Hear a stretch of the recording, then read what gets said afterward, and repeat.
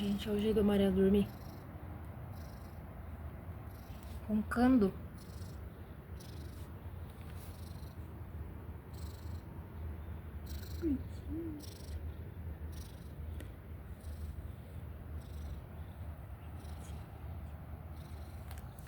É muito bonitinho.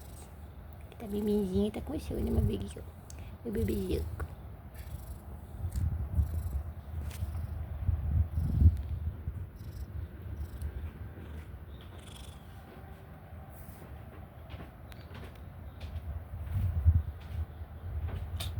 Ai, espirrou amarela, saúde.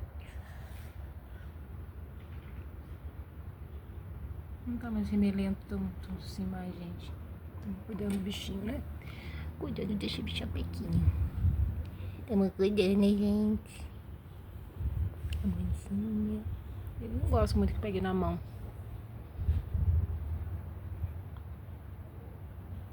Ai, dá uma mudada aqui.